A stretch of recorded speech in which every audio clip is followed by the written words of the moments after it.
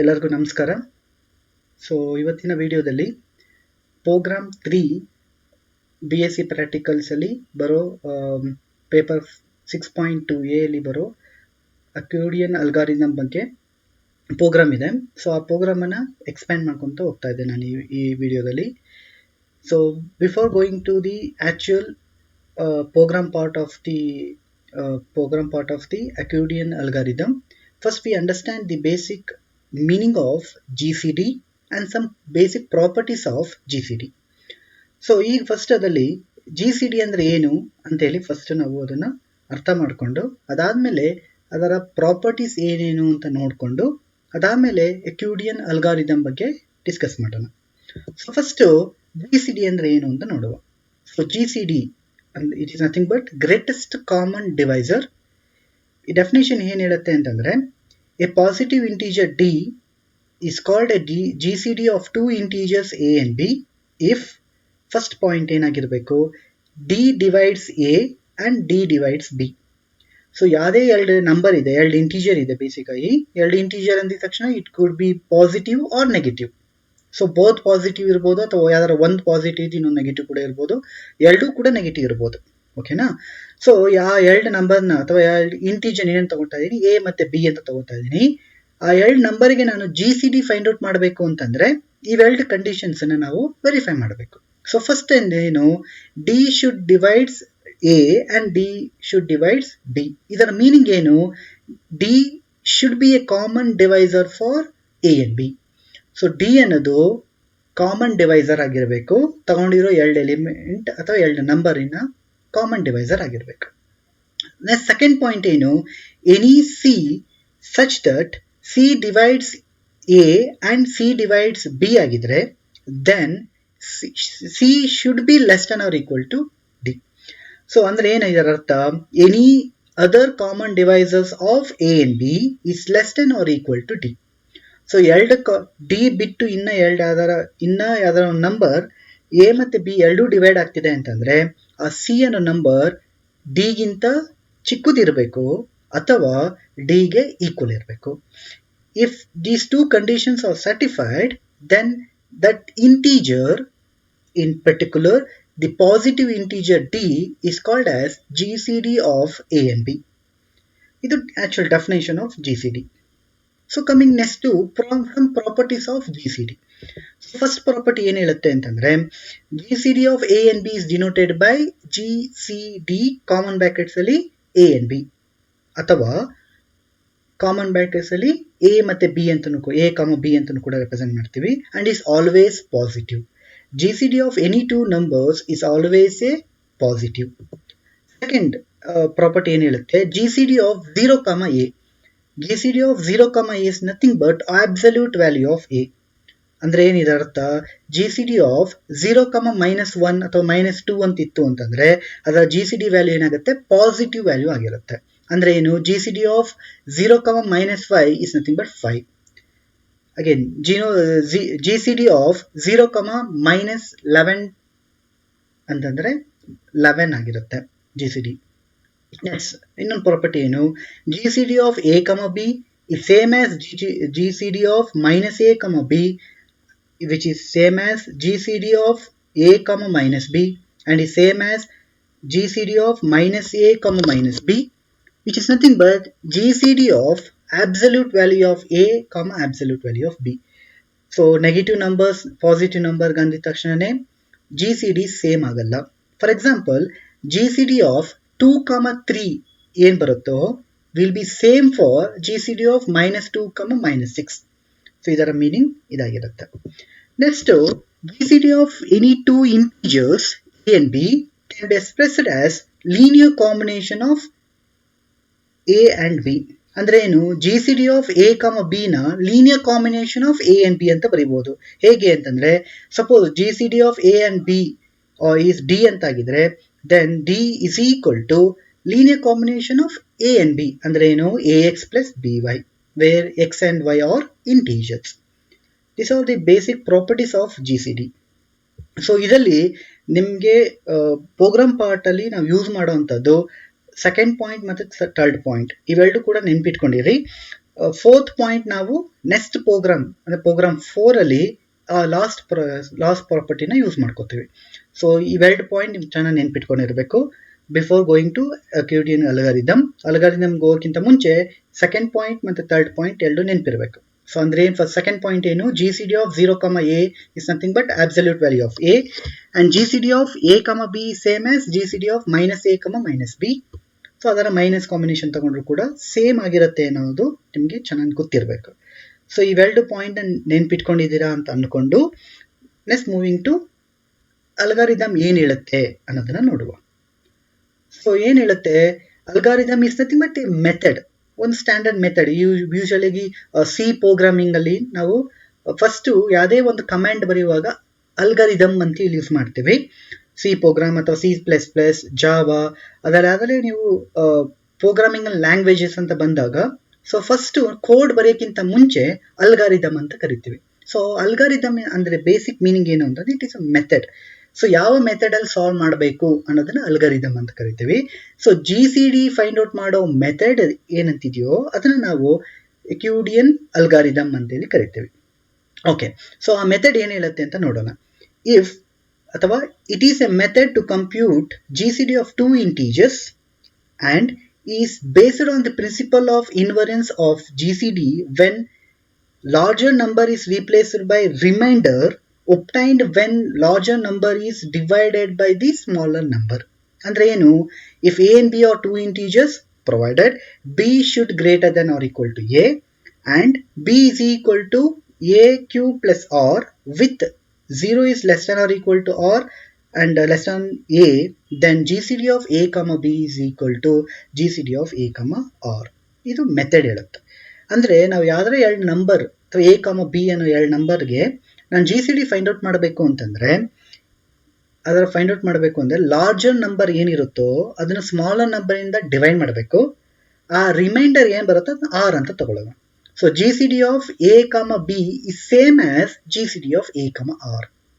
So ಇದು ಈ last wording ಇದೆ ಅಲ್ವಾ, GCD of a, b is equal to GCD of a, r. ಇದು ನಮಗೆ ತುಂಬ ಬೇಕಾಗಿರೋದು. ಸೊ ಇದನ್ನ ಇಟ್ಕೊಂಡು ನಾವೇನು ಮಾಡಬೇಕೀಗ, ಪ್ರಾಬ್ಲಮ್ ಸಾಲ್ವ್ ಮಾಡೋಣ ಫಸ್ಟು. ಸೊ ಪ್ರಾಬ್ಲಮ್ ಹೇಗೆ ಫ್ಲೋ ಆಗುತ್ತೆ ಅಂತ ಅಬ್ಸರ್ವ್ ಮಾಡಿ ಅದಾದ್ಮೇಲೆ ಪ್ರೋಗ್ರಾಮ್ ಪಾರ್ಟಲ್ಲಿ ಪ್ರೋಗ್ರಾಮ್ ಎಕ್ಸ್ಪ್ಲೈನ್ ಮಾಡ್ತೇನೆ. So first let us take an example how we can find out the GCD of 2 number using this algorithm. First, find the GCD of 81 and 237. Okay, na solution barana. So solution ಏನು, first let us take it as the smaller number as small capital letter A and bigger number as capital letter B. ಯಾಕೆ ನಾನು ಇದನ್ನು ಟ್ರೆಸ್ ಮಾಡಿ ಹೇಳ್ತಾ ಇದ್ದೀನಿ ಅಂತಂದರೆ, ನೀವು ಅಲ್ಲಿ ಅಲ್ಗಾರಿದಮ್ ಅಲ್ಲಿ ಅಬ್ಸರ್ವ್ ಮಾಡಿದ್ರೆ B should be greater than A ಅಂತ ತಗೊಂಡಿದ್ದೀನಿ. Again A should be greater than B, ಅದು ನೀವು ಹಂಗೆ ಬೇಕಾದ್ರೂ ತಗೋಬಹುದು, ಬಟ್ ನಾನು ಒಂದು ಸ್ಟ್ಯಾಂಡರ್ಡ್ ಫಿಕ್ಸ್ ಹಾಕೊಂಡಿದ್ದೀನಿ ಅಷ್ಟೇ. ಸೊ ಬಿ ಅನ್ನೋದು ಎಗಿಂತ ದೊಡ್ಡ ನಂಬರ್ ಅಂತ ನಾನು ಫಿಕ್ಸ್ ಮಾಡ್ಕೊಂಡಿದ್ದೀನಿ. ಸೊ ಹಾಗಾಗಿ ನಾನು ಇಲ್ಲಿ ಏನು ಮಾಡ್ತಾ ಇದ್ದೀನಿ, ಎಗೆ 81 ತಗೊಳ್ತಾ ಇದ್ದೀನಿ, ಬಿಗೆ 237 ಅಂತ ತಗೊಂಡಿದ್ದೇನೆ. ಸೊ ಯಾಕೆ ಬಿಗೆ ತಗೊಂಡಿದ್ದಾನೆ, ಬಿನ ದೊಡ್ಡ ನಂಬರ್ ಅಂತ ತಗೋಬೇಕು ನಾನು. ಓಕೆನಾ, ಸೊ ಹಾಗಾಗಿ ಬಿ ಅಂತ ಇಲ್ಲೊಂದು ತಗೊಂಡಿದ್ದೀನಿ, 2 ನಂಬರ್ ತಗೊಂಡಿದ್ದೀನಿ. ಈಗ ಅಲ್ಗಾರಿದಮ್ ಏನು ಹೇಳುತ್ತೆ, ರಿಮೈಂಡರ್ ಫೈಂಡ್ ಔಟ್ ಮಾಡಬೇಕು. ಯಾವುದಕ್ಕೆ, ರಿಮೈಂಡರ್ ಆಫ್ 237 ಡಿವೈಡೆಡ್ ಬೈ 81. ಅಂದ್ರೆ ಏನು, larger number is divided by smaller number. ಅವಾಗ ರಿಮೈಂಡರ್ ಏನು ಸಿಗುತ್ತೆ, 75 ಸಿಗುತ್ತೆ. ನಾನು ಅದನ್ನು ರಿಮೈಂಡರ್ ಫೈಂಡ್ ಔಟ್ ಮಾಡೋದಲ್ಲ, ಎಕ್ಸ್ಪ್ಲೈನ್ ಮಾಡೋದಕ್ಕೆ ಹೋಗಲ್ಲ, ತುಂಬ ಬೇಸಿಕ್. ಅಗೇನ್ ಥಿಯರಿ ಪಾರ್ಟಲ್ಲಿ ನಿಮಗೆ ಆಗಿದೆ, ಸೊ ಹಾಗಾಗಿ ನಾನು ಅದನ್ನು ಡೀಟೇಲಾಗಿ ಹೋಗಲ್ಲ, ಜಸ್ಟ್ ಒಂದನ್ನು ಡೇಟಾಗಿ ತೊಗೊಂಡಿದ್ದೀನಿ. Remainder of 237 divided by 81 is 75. ಹಾಗಾದರೆ ಅಲ್ಗಾರಿದಮ್ ಮೆಥಡ್ ಏನು ಹೇಳುತ್ತೆ, ಏನಂತ ಹೇಳುತ್ತೆ, now GCD of 237, 81 is same as GCD of 81, 75. ಇದು ತುಂಬ ಇಂಪಾರ್ಟೆಂಟ್ ಆಗಿರೋದು. ಈ ಲೈನ್ ನೋಡಿ, ಈಗ GCD ಆಫ್ 237, 81 ಫೈಂಡ್ ಔಟ್ ಮಾಡೋದು ಒಂದೇ, GCD ಆಫ್ 81, 75 ಫೈಂಡ್ ಔಟ್ ಮಾಡೋದು ಒಂದೇ. ಸೊ ಇಲ್ಲಿ 237 ಅನ್ನೋ ದೊಡ್ಡ ನಂಬರ್ ಆಗಿತ್ತು, ಈಗ ನಂಬರ್ ಹೋಗಿ ಏನಾಯ್ತು, ಸ್ವಲ್ಪ ಎರಡೂ ಕೂಡ ಚಿಕ್ಕದಾಯ್ತು. ಸೊ ಇಲ್ಲಿಗೆ ಸ್ಟಾಪ್ ಮಾಡ್ಬೋದಾ, ಇಲ್ಲ. ಅಗೇನ್ 81 ಮತ್ತೆ 75 ಇವೆರಡಲ್ಲಿ ದೊಡ್ಡ ನಂಬರ್ ಯಾವುದು, 81. ಸೊ ಈಗ ಏನು ಮಾಡಬೇಕು, ಅಗೇನ್ ಅದೇ ಅಲ್ಗಾರಿದಮ್ ಯೂಸ್ ಮಾಡಬೇಕು. 81ನ 75 ಇಂದ ಡಿವೈಡ್ ಮಾಡಿದಾಗ ರಿಮೈಂಡರ್ ಏನು ಸಿಗುತ್ತೆ, 6. ಹಾಗಾದರೆ same again by the algorithm we can say that GCD of 81,75 same as GCD of 75,6. So ನೀವು ಇಲ್ಲಿ ಅಬ್ಸರ್ವ್ ಮಾಡಿ GCD of 237,81 ಫೈಂಡ್ ಔಟ್ ಮಾಡಬೇಕಿದ್ದು ಈಗೇನಾಯ್ತು GCD of 75,6 ಚಿಕ್ಕ ನಂಬರ್ ಆಯ್ತು. ಇಲ್ಲಿಗೆ ಸ್ಟಾಪ್ ಮಾಡ್ಬೋದಾ? ಇಲ್ಲ. ಹಾಗೆ ನೀವೆರಡು ನಂಬರ್ ಅಲ್ಲಿ ದೊಡ್ಡ ನಂಬರ್ ಯಾವುದು? 75. ಈ 75 ನ ಚಿಕ್ಕ ನಂಬರ್ ಇಂದ ಡಿವೈಡ್ ಮಾಡಬೇಕು. ಆವಾಗ ರಿಮೈಂಡರ್ ಏನ್ ಸಿಗುತ್ತೆ? 3. ಸೊ ಆ 3 ಇಲ್ಲಿಗೆ stop. Again same by algorithm we can say that GCD of 75,6 same as GCD of 6,3. So ಎಲ್ಲಿಂದ ಸ್ಟಾರ್ಟ್ ಮಾಡಿದ್ದು ನಾವೀಗ? GCD of 237,81 ಇಂದ ಸ್ಟಾರ್ಟ್ ಮಾಡಿದ್ದು ಎಲ್ಲಿಗೆ ಎಂಡ್ ಆದ್ವಿ? GCD of 6,3. ಸೊ ಇದಿಷ್ಟು ಸೇಮ್ GCD ಆಗಿರುತ್ತೆ. ಸೊ ಈಗ GCD of 6,3 ಫೈಂಡ್ ಔಟ್ ಮಾಡೋದು ಈಸಿ. ಅಗೇನ್ ಅದೇ ಮೆಥಡ್ ಫಾಲೋ ಮಾಡ್ತಾ ಇದ್ದೀನಿ ನಾನು. Again the remainder of 6 divided by 3 is 0. By algorithm, GCD of 3,6 is equal to GCD of 3,0 ಆಗುತ್ತೆ. ಓಕೆನಾ? GCD of 3,0 ಯಾವ ಫಾರ್ಮ್ ಅಲ್ಲಿ ಇದೆ? ಇದು GCD of A,0 ಫಾರ್ಮೆಟ್ ಅಲ್ಲಿ ಇದೆ. ಸೊ GCD of A,0 ಇದೆ, ಅಬ್ಸಲ್ಯೂಟ್ ವ್ಯಾಲ್ಯೂ ಆಫ್ A ಆಗುತ್ತೆ GCD. ಸೊ ಹಾಗಾಗಿ GCD of 3,0 is nothing but 3. So ಇಲ್ಲಿ ಅಬ್ಸರ್ವ್ ಮಾಡಿ, ಡೈರೆಕ್ಟ್ ಆಗಿ ಎರಡು ದೊಡ್ಡ ನಂಬರ್ ತಗೊಂಡು ಸಿಂಪ್ಲಿಫೈ ಮಾಡ್ಕೊಂಡ್ ಬಂದಿದ್ದು ನಾವು ಎಲ್ಲಿ ಎಂಡ್ ಆದ್ವಿ? GCD of 3,0 ಎಂಡ್ ಆದ್ವಿ. ಸೊ ಈ ಅಲ್ಗಾರಿದಮ್ ಯೂಸ್ ಮಾಡ್ಕೊಳ್ಳೋದ್ರಿಂದ ನಮಗೆ GCD ಫೈಂಡ್ ಔಟ್ ಮಾಡೋದು ತುಂಬಾ ಈಸಿ ಆಗ್ತಾ ಹೋಗುತ್ತೆ. ಓಕೆನಾ? ಸೊ ಇದು ಪ್ರೋಗ್ರಾಮ್ ನಾವು ಯೂಶಲಿ ಥಿಯರಿ ಪಾರ್ಟ್ ಅಲ್ಲಿ ಸಾಲ್ವ್ ಮಾಡೋ ವೇ. ಓಕೆನಾ? ಈಗ ಸಪೋಸ್ ನಿಮ್ಗೆ ಏನಾದ್ರು ಥಿಯರಿ ಪಾರ್ಟ್ ಅಥವಾ ಈಗ ಎಕ್ಸ್ಪ್ಲೈನ್ ಮಾಡಿದಲ್ಲಿ ಏನಾದ್ರು ಡೌಟ್ ಇದೆ ಅಂತಿದ್ರೆ, ಸೊ ಇಲ್ಲಿಗೆ ವಿಡಿಯೋನ ಪಾಸ್ ಮಾಡಿ ಮತ್ತೆ ಹಿಂದಕ್ಕೆ ಹೋಗಿ ಈ ಪ್ರೋಗ್ರಾಮ್ ಅಥವಾ ಈ ಪ್ರಾಬ್ಲಮ್ ಹೇಗೆ ಸಾಲ್ವ್ ಮಾಡಿದೆ ನಾನು ಅನ್ನೋದನ್ನ ಇನ್ನೊಂದ್ಸರಿ ನೋಡಿ ಆಮೇಲೆ ವಿಡಿಯೋನ ಕಂಟಿನ್ಯೂ ಮಾಡಿ. ಓಕೆನಾ? ಓಕೆ. ಸೊ ಈಗ ನಾನು ಈ ಥಿಯರಿ ಪಾರ್ಟ್ ಅಲ್ಲಿ ಹೇಗೆ ಸಾಲ್ವ್ ಮಾಡಿರೋದಲ್ಲಿ ನಾನು ಕೆಲವೊಂದು ಅಬ್ಸರ್ವೇಷನ್ ಅನ್ನ ಮಾಡಿದ್ದೇನೆ. ಸೊ ಅದನ್ನ ಏನು ಅಂತ ನಿಮ್ಗೆ ಹೇಳ್ಕೊಂತ ಹೋಗ್ತೇನೆ. ಅಬ್ಸರ್ವೇಷನ್ ಯಾಕೆ ಈ ಅಬ್ಸರ್ವೇಷನ್ ಇಂಪಾರ್ಟೆಂಟ್ ಅಂತಂದ್ರೆ, ಈ ಅಬ್ಸರ್ವೇಷನ್ ಮೇಲೆನೆ ನಾವು ಪ್ರೋಗ್ರಾಮ್ ನ ಬರೆಯೋದು. ಸೊ ಹಾಗಾಗಿ ಅಬ್ಸರ್ವೇಷನ್ ಏನೇನು ಅಂತ ನೀವು ಕ್ಲಿಯರ್ ಕಟ್ ಆಗಿ ಅರ್ಥ ಮಾಡ್ಕೊಂಡ್ರಿ ಅಂತಂದ್ರೆ ಪ್ರೋಗ್ರಾಮ್ ಪಾರ್ಟ್ ನ ಅರ್ಥ ಮಾಡ್ಕೊಳ್ಳೋದು ತುಂಬಾ ಸುಲಭ. ಸೊ ಅಬ್ಸರ್ವೇಷನ್ ಏನ್ ಮಾಡಕ್ ಹೋಗಿದ್ ನಾವೀಗ? GCD of B, A find out ಮಾಡಕ್ ಸ್ಟಾರ್ಟ್ ಮಾಡಿದ್ದು. R ಅಂತ ತಗೊಂಡಿದ್ದೀನಿ, ಕ್ಯಾಪಿಟಲ್ ಲೆಟರ್ R ಅಂದ್ರೆ ಏನು? ರಿಮೈಂಡರ್ ಆಫ್ B, A ಅಂತ ತಗೊಂಡಿದ್ದೀನಿ. ರಿಮೈಂಡರ್ ಆಫ್ B, A ಏನಂತಂದ್ರೆ ಏನು ಅಂತಂದ್ರೆ remainder obtained when larger number is divided by smaller number. So larger number ಏನಂತ ತಗೊಂಡಿದ್ದೀನಿ ನಾನು? ಕ್ಯಾಪಿಟಲ್ ಲೆಟರ್ B ಅಂತ ಫಿಕ್ಸ್ ಮಾಡ್ಕೊಂಡಿದ್ದೀನಿ, ನಾನು ಆಗಲೇ ಹೇಳಿದ್ದೀನಿ. ಸೊ B ಅನ್ನೋದು A ಗಿಂತ ದೊಡ್ಡ ನಂಬರ್. ಸೊ ಹಾಗಾಗಿ GCD of B, A find out ಮಾಡಬೇಕು. R ಅಂದ್ರೆ ಕ್ಯಾಪಿಟಲ್ ಲೆಟರ್ R ಅಂದ್ರೆ remainder of B, A. So remainder of B, A ಅಂತಂದ್ರೆ again the remainder obtained when the larger number is divided by smaller number. ಈಗ ಕೊಟ್ಟಿರೋ ಕ್ವಶನ್ಗೆ observe ಮಾಡುವ. GCD of 237,81. So the remainder obtained when 237 is divided by 81 is 75. So ಇದರಲ್ಲಿ observe ಮಾಡ್ಬೇಕಿರೋದು ಏನು? B ಅಂತಂದ್ರೆ 237, A ಅಂತಂದ್ರೆ 81 ಅಂಡ್ R is 75. ಈಗ ಇದನ್ನ ಇಟ್ಕೊಂಡು ನೆಕ್ಸ್ಟ್ ಸ್ಟೆಪ್ ಅಲ್ಲಿ ಏನ್ ಮಾಡಿದ್ವಿ? GCD of 81,75 ಫೈಂಡ್ ಔಟ್ ಮಾಡಿದ್ವಿ.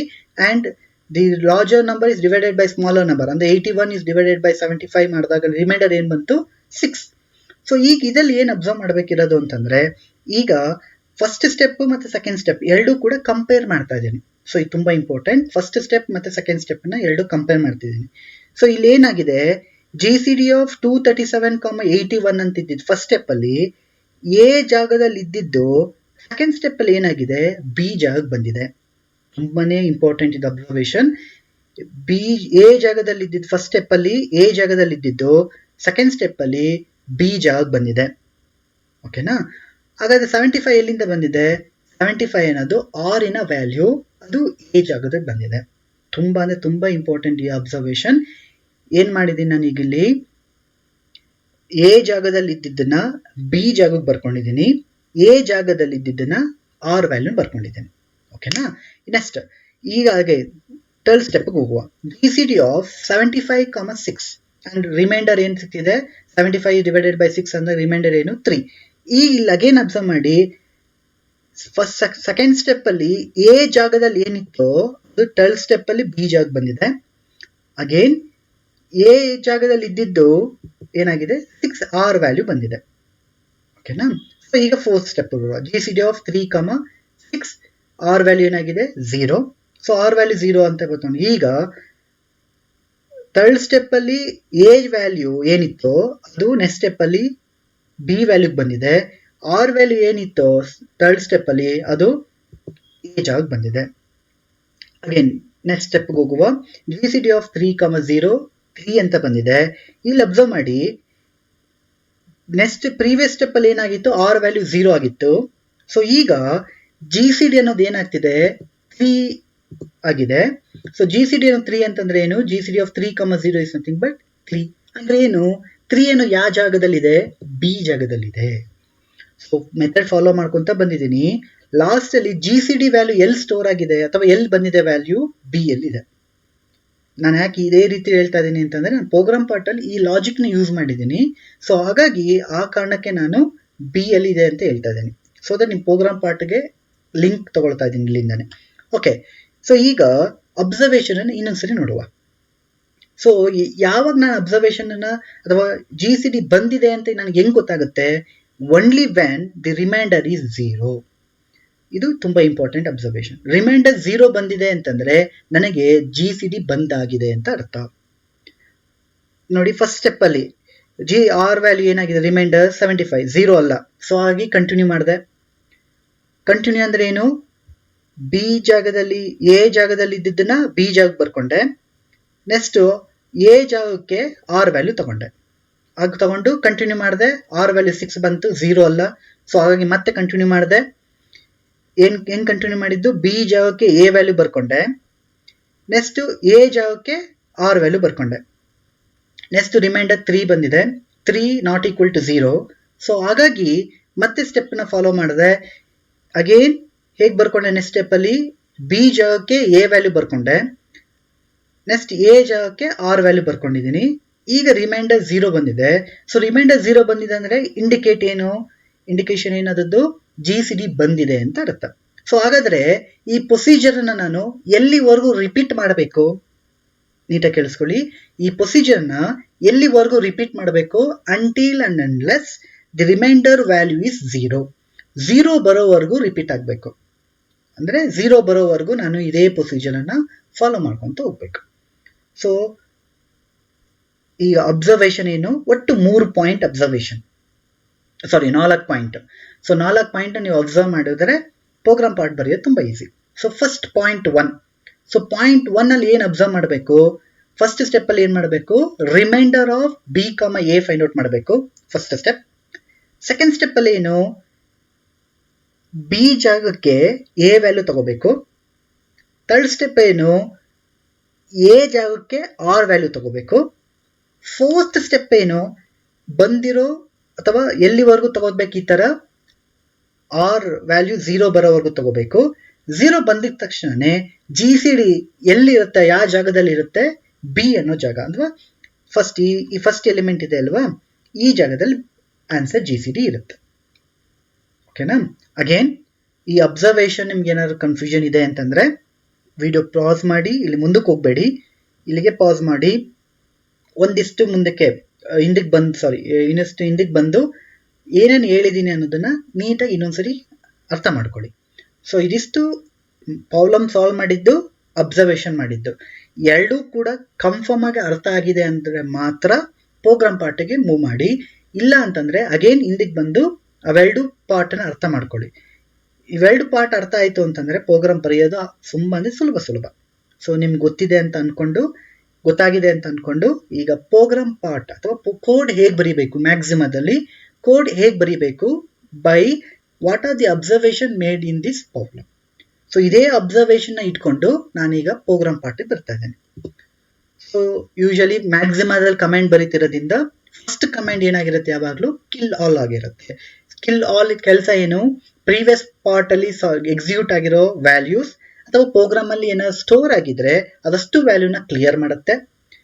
ಸೊ ಮ್ಯಾಕ್ಸಿಮದಲ್ಲಿ ಡಾಲರ್ ಇಂದ ಎಂಡ್ ಮಾಡ್ತಿದೀವಿ ಅಂತಂದ್ರೆ ಅದು ಔಟ್ಪುಟ್ ಅಲ್ಲಿ ವ್ಯಾಲ್ಯೂ ಡಿಸ್ಪ್ಲೇ ಮಾಡಲ್ಲ. ಸೆಮಿಕೋಲನ್ ಇಂದ ಎಂಡ್ ಮಾಡ್ತಿದೀವಿ ಅಂದ್ರೆ ಔಟ್ಪುಟ್ ಅಲ್ಲಿ ವ್ಯಾಲ್ಯೂ ಡಿಸ್ಪ್ಲೇ ಆಗತ್ತೆ. ಎರಡು ಕೇಸಲ್ಲೂ ಕೂಡ ಎಕ್ಸಿಕ್ಯೂಟ್ ಆಗುತ್ತೆ. ಓಕೆನಾ. ಅಗೇನ್ ಇವೆರಡಲ್ಲಿ ಮ್ಯಾಕ್ಸಿಮದಲ್ಲಿ each line should be terminated by dollar or comma semicolon. So dollar ಕೊಡಬೇಕು ಅಥವಾ ಸೆಮಿಕೋಲನ್. ಒಂದು ಲೈನ್ ಆಗಿದ ತಕ್ಷಣ ಡಾಲರ್ ಅಥವಾ ಸೆಮಿಕೋಲನ್ ಕೊಡಲೇಬೇಕು. ಸಪೋಸ್ ನೀವೇನಾದ್ರೂ ಕೊಡ್ದೇನೆ ರನ್ ಮಾಡಿದ್ರಿ ಅಂತಂದ್ರೆ, ರನ್ ಮಾಡೋದಂದ್ರೆ ಶಿಫ್ಟ್ ಎಂಟರ್ ಕೊಟ್ರಿ ಅಂತಂದ್ರೆ ನಮ್ಗೆ ಆನ್ಸರ್ ಎರರ್ ಬರುತ್ತೆ. ಏನಂತ ಎರರ್ ಬರುತ್ತೆ, ಏನಂತ ಬರುತ್ತೆ, ಇದು ಇನ್ಸಫಿಷಿಯಂಟ್ ಕಂಡೀಷನ್ ಅಂತಾನೆ ಏನೋ ಬರುತ್ತೆ, ಎಕ್ಸಾಕ್ಟ್ ಆಗಿ ನೆನಪಾಗ್ತಿಲ್ಲ, ನೋಡುವ ನೆನಪಾದ ಮತ್ತೆ ಹೇಳ್ತಾನೆ. ಸೊ ಎರರ್ ಬರುತ್ತೆ, infix operator, exact correct. So suppose ಏನಾದರೂ ನೀವು ಡಾಲರ್ ಅಥವಾ ಸೆಮಿಕೋಲನ್ನಿಂದ ಎಂಡ್ ಮಾಡಲಿಲ್ಲ ಅಂತಂದ್ರೆ ಇನ್ಫಿಟ್ ಆಪರೇಟರ್ ಅಂತ ಬರುತ್ತೆ. ಅವಾಗ ನೀವು ಯಾವ ಲೈನಲ್ಲಿ ಅದು ತೋರಿಸ್ತಿರುತ್ತೋ ಆ ಲೈನ್ಗೆ ಹೋಗಿ ಅದರ ಮೇಲ್ಗಡೆ ಲೈನಲ್ಲಿ ನೀವು ಡಾಲರ್ ಅಥವಾ ಸೆಮಿಕೋಲನ್ ಮಿಸ್ ಮಾಡಿರ್ತೀರಾ ಅಂತ ಅರ್ಥ. ಓಕೆ, ಸೊ ಈಗ ಎರಡು ನಂಬರ್ ಕೊಟ್ಟಿರ್ತಾರೆ. ಸೊ ಎರಡು ನಂಬರ್ನ ನಾವು ಈಗ G C D find out ಮಾಡೋದು ಎರಡು ನಂಬರ್. ಸೊ ಎರಡು ನಂಬರ್ನ ನಾನು ಈಗ ಎ ಮತ್ತು ಬಿಗೆ ಅಸೈನ್ ಮಾಡ್ಕೋಬೇಕು. ಸೊ ಫಸ್ಟ್ ನಂಬರ್ನ ಎ ಅಂತ ತಗೋತಾ ಇದ್ದೀನಿ 81, ಸೆಕೆಂಡ್ ನಂಬರ್ನ ಬಿ ಅಂತ ತಗೋತಾ ಇದ್ದೀನಿ 237. ಎರಡೂ ಕೂಡ ನಂಗೆ ಔಟ್ಪುಟ್ ಡಿಸ್ಪ್ಲೇ ಆಗೋದು ಬೇಕಿಲ್ಲ. ಸೊ ಹಾಗೆ ಡಾಲರ್ ಇಂದ ಎಂಡ್ ಮಾಡಿದ್ದೇನೆ. ಸೊ ಅಸೈನ್ ಮಾಡಿರೋದು ಅಗೇನ್ ನಿಮ್ಗೆ ಗೊತ್ತಿದೆ ಅಂತ ಅನ್ಕೊಳ್ತೀನಿ. ಯಾವುದೇ ಒಂದು ನಂಬರ್ನ ನಾನು ಒಂದು ವೇರಿಯೇಬಲ್ಗೆ ಅಸೈನ್ ಮಾಡಬೇಕು ಅಂತಂದ್ರೆ I should use colon. Semicolon use ಮಾಡಬಾರ್ದು, ಕೋಲನ್ ಇಂದ ನಾವು ಅಸೈನ್ ಮಾಡೋದಕ್ಕೆ ಯೂಸ್ ಮಾಡ್ತೀವಿ. ಓಕೆ, ಎರಡು ನಂಬರ್ ತಗೊಂಡೆ ಎ ಮತ್ತು ಬಿಗೆ ಅಸೈನ್ ಮಾಡಿದ್ದೀನಿ. ಈಗ ನೆಕ್ಸ್ಟ್ ಸ್ಟೆಪ್ಪಲ್ಲಿ ಏನು ಮಾಡಬೇಕು, ಅಬ್ಸರ್ವೇಷನ್ ನೋಡ್ಕೊಳ್ಳಿ.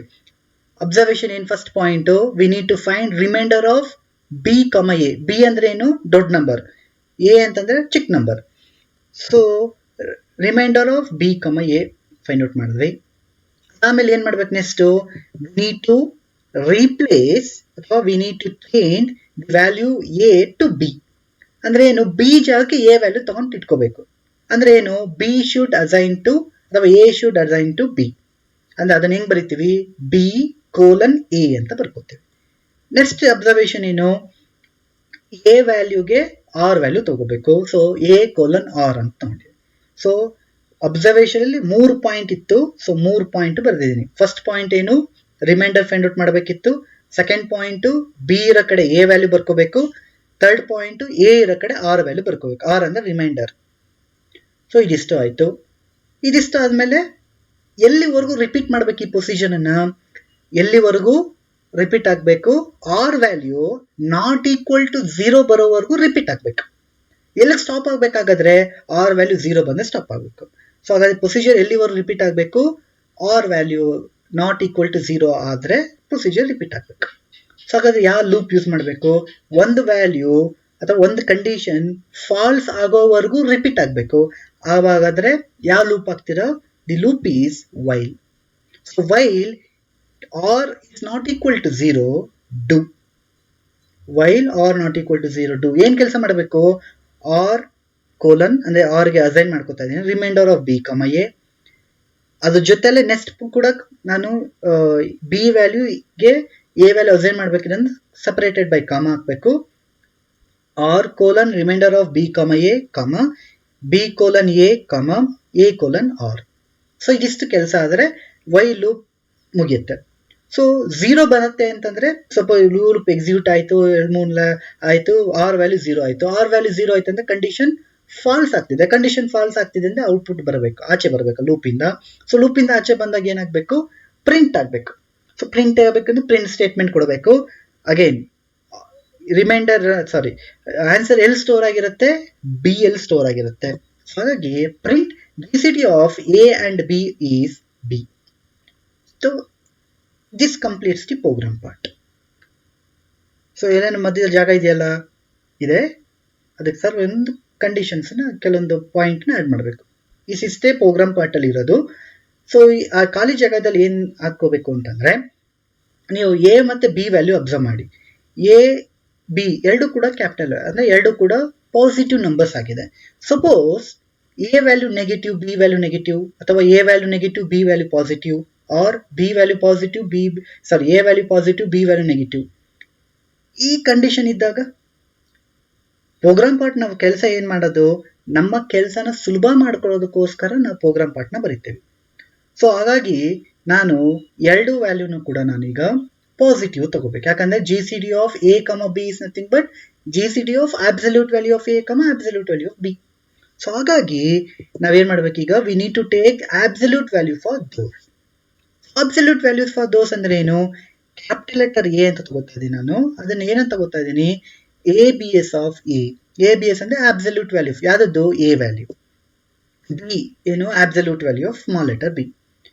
ಸಪೋಸ್ ನೆಗೆಟಿವ್ ನಂಬರ್ಸ್ ಇದ್ವು ಅಂತಂದ್ರೆ ಎ ಮತ್ತು small letter A small letter B ಅಲ್ಲಿ ನೆಗೆಟಿವ್ ವ್ಯಾಲ್ಯೂಸ್ ಇತ್ತು ಅಂತಂದ್ರೆ capital letter B capital letter A ಅಲ್ಲಿ ಏನಾಗ್ಬಿಡುತ್ತೆ, ಪಾಸಿಟಿವ್ ಆಗಿಬಿಡುತ್ತೆ. ಆಯ್ತು.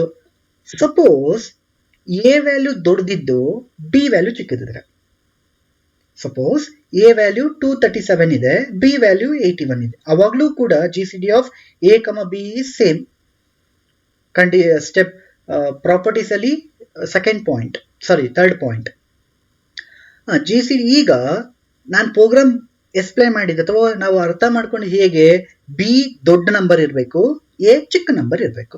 ಸೊ ಆಗ ನನ್ನ ಕೆಲಸ ಏನಾಗಾದ್ರೆ, we need to interchange the value of A and B.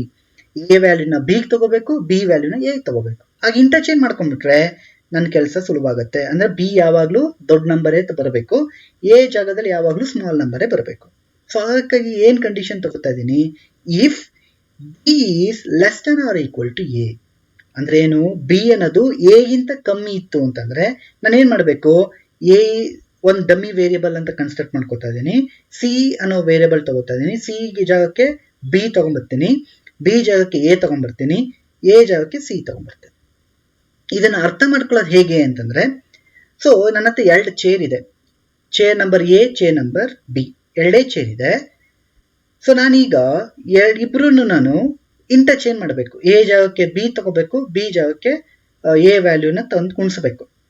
So ಎರಡೇ ಚೇರ್ ಇರೋದ್ರಿಂದ ಒಬ್ರು ನಿಲ್ಸಂಗಿಲ್ಲ. ಕಂಡೀಷನ್ ಏನು, ಅವ್ರಿಬ್ರನ್ನ ಎದ್ದು ನಿಲ್ಸಂಗಿಲ್ಲ, ಪಕ್ಕ ಕುಣಿಸ್ಬಿಡ್ಬೇಕು ಪಟ್ ಅಂತ. ಸೊ ನಾನು ಅದಕ್ಕೆ ಏನ್ ಮಾಡ್ತೀನಿ, ಅವರಿಬ್ರು ಮಧ್ಯ ಸಿ ಅನ್ನೋ ಚೇರ್ನ ತಂದಿಟ್ಕೋತೇನೆ, ಇನ್ನೊಂದು ಅಡಿಷನಲ್ ಚೇರ್ ತರ್ತೇನೆ. ಫಸ್ಟ್ ನಾನು ಏನ್ ಮಾಡ್ತೀನಿ, ಸಿ ಖಾಲಿ ಇರುತ್ತೆ ಚೇರು, ಆ ಸಿ ಖಾಲಿ ಇರೋದಕ್ಕೆ ಬಿ ಅಲ್ಲಿ ಕೂತಿರ್ತಾರಲ್ವಾ ಅವ್ರನ್ನ ಸಿ ಚಂದ್ ಕುಣಿಸ್ತೀನಿ ಫಸ್ಟ್. ಹಾಗಾದ್ರೆ ಬಿ ಎ ಜಾಗದಲ್ಲಿ ಏನಾಯ್ತು, ಖಾಲಿ ಆಯ್ತು, ಕರೆಕ್ಟಾ? ಸೊ ಸಿ ಜಾಗಕ್ಕೆ ಬಿ ತಂದು ಕುಣಿಸ್ತೀನಿ, ಬಿ ಜಾಗಕ್ಕೆ ಬಿ ಖಾಲಿಯಾಗಿತ್ತೆ, ಬಿ ಖಾಲಿ ಆಗಿರೋದಕ್ಕೆ ಎ ಅಲ್ಲಿ ಕೂತಿರೋನ್ನ ತಂದು ಬಿ ಕುಣಿಸ್ತೇನೆ. ಸೊ ಹಾಗಾದ್ರೆ ಎ ಖಾಲಿ ಆಯ್ತು. ಎ ಖಾಲಿ ಆದ್ಮೇಲೆ ಬಿ ಎಲ್ ಇದ್ರಲ್ವಾ ಅವ್ರು ತಂದು ಸಿ ಎಲ್ ಕುಣಿಸ್ಬಿಡ್ತೀನಿ. ಸೊ ಈ ರೀತಿ ಕಾಂಬಿನೇಷನ್ ಅಲ್ಲಿ ಇಂಟರ್ಚೇಂಜ್ ಮಾಡ್ಕೊಂಡಿರೋದು. ಇದು ಅರ್ಥ ಆಗ್ಲಿಲ್ಲ ಅಂದ್ರೆ ಪರವಾಗಿಲ್ಲ, ಜಸ್ಟ್ ನೀವು ಸಿ ಜಾಗಕ್ಕೆ ಬಿ ಅಸೈನ್ ಮಾಡ್ತೀವಿ, ಬಿ ಜಾಗಕ್ಕೆ ಎ ಜಾಗ ಸಿ ಅಸೈನ್ ಮಾಡ್ತೀವಿ ಅಂತ ಅನ್ಕೊಳ್ಳಿ. ಸೊ ಇದಿಷ್ಟು ಕನ್ಸಿಡರ್ ಮಾಡ್ಕೊಂಡ್ಬಿಟ್ರೆ ನಾವು ಇದಿಷ್ಟು ಕಂಡೀಷನ್ಸ್ ಅಂದ್ರೆ ಏನು, positive, negative, greater than, B ಅನ್ನೋದು ದೊಡ್ಡದಿದ್ದು, ಎ ಚಿಕ್ಕದಿದ್ದು, ಎಲ್ಲ ಕಾಂಬಿನೇಷನ್ ಅಲ್ಲೂ ಕೂಡ ಪ್ರೋಗ್ರಾಮ್ ರನ್ ಆಗುತ್ತೆ.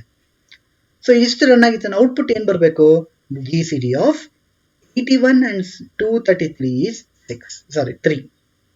This is the program part for program 3. ಓಕೆನಾ?